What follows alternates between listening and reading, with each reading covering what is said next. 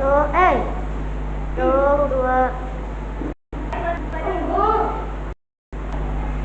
Baik, saya serahkan kepada pemateri 2.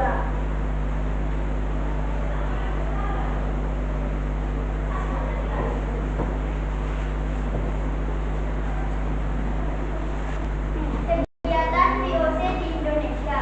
Kegiatan VOC di Indonesia mulai diorganisasi dan dimonopoli perdagangan mulai diterapkan setelah ditetapkannya Gubernur Jenderal yang pertama, yaitu Philip Roosevelt.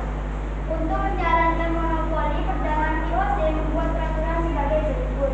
Yang pertama, petani rempah-rempah hanya boleh bertindak sebagai produsen, hak jual beli hanya dimiliki VOC. 2. Panen rempah-rempah harus dijual kepada VOC dengan harga yang ditentukan oleh VOC.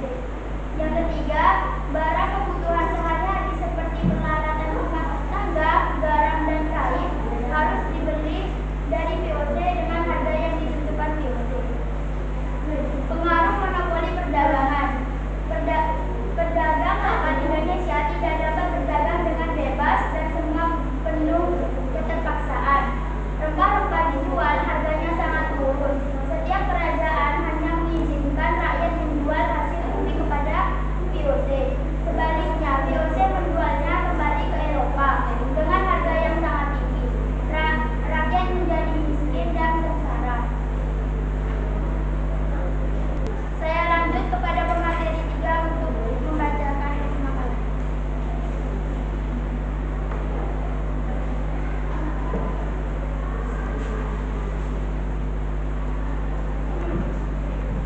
Bukannya VOC di Indonesia.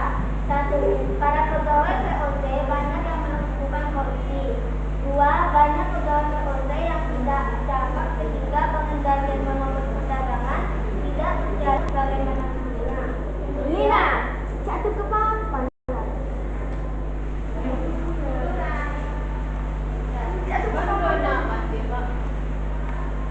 Ya Allah. Perdagangan tidak berjalan sebagaimana mestinya. VOC banyak menanggung hutang akibat peperangan yang dilakukan baik dengan rakyat Indonesia maupun dengan Inggris. Yang keempat, kemerosotan moral di kalangan para penguasa akibat sistem monopoli perdagangan.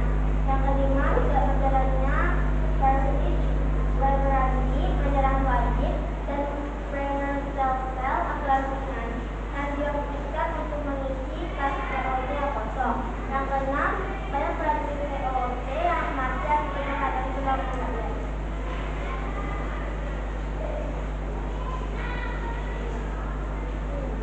Apakah ada pertanyaan dari kelompok lain? Ada.